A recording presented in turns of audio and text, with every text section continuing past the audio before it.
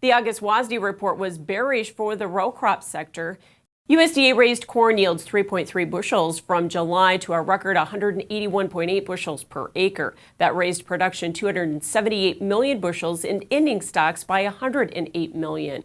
Soybean yield was also increased 3.5 bushels from July to 53.3 bushels per acre, with production raised 290 million bushels and ending stocks by 185 million bushels. And hard red winter wheat production was lowered 15 million bushels. Spring wheat was raised by 28 million, but carryover was lowered by 17 million.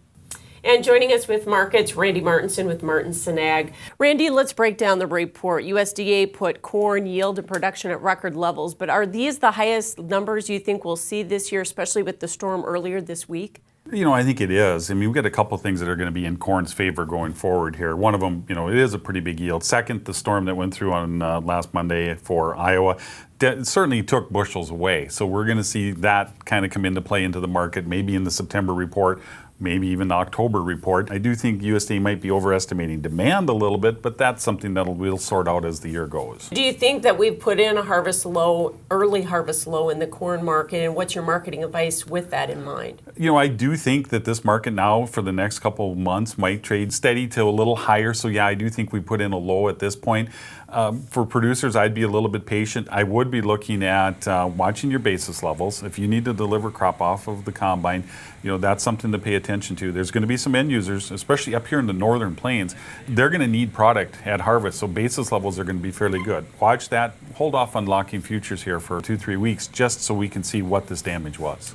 And on soybeans, USDA raised yield, production, and ending stocks were up almost 200 million bushels. But with all of the export business that we've had coming at the market, do you think that will have to be revised in subsequent reports? What we're hearing coming from USDA is that China is going to step up and increase their purchasing of soybeans in the fourth quarter. That's kind of scary to think about, knowing the pace that they're at now, and if they're going to pick them up in the fourth quarter, that kind of tells us that we could be looking at some pretty strong demand for beans going forward. Watch your basis levels because they're extremely tight right now, as a lot of elevators are trying to secure product to meet those shipments that are going to come due here once harvest comes around. So with that in mind, and if we stay dry into the end of August in terms of weather, do we need to put more weather premium back into this market? I do think USDA has to keep some weather premium in that market, and the market knows that too. That is the only market that is holding a weather premium right now. And on wheat, USDA lowered production and ending stocks from a domestic basis, but we got overwhelmed by those bigger world ending stocks, right? We did. Russia and Ukraine production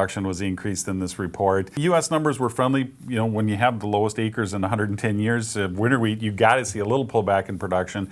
I do think we'll see a little trimming of that going forward. I'd put wheat in the bin. It's good quality this year. We don't have to worry about discounts.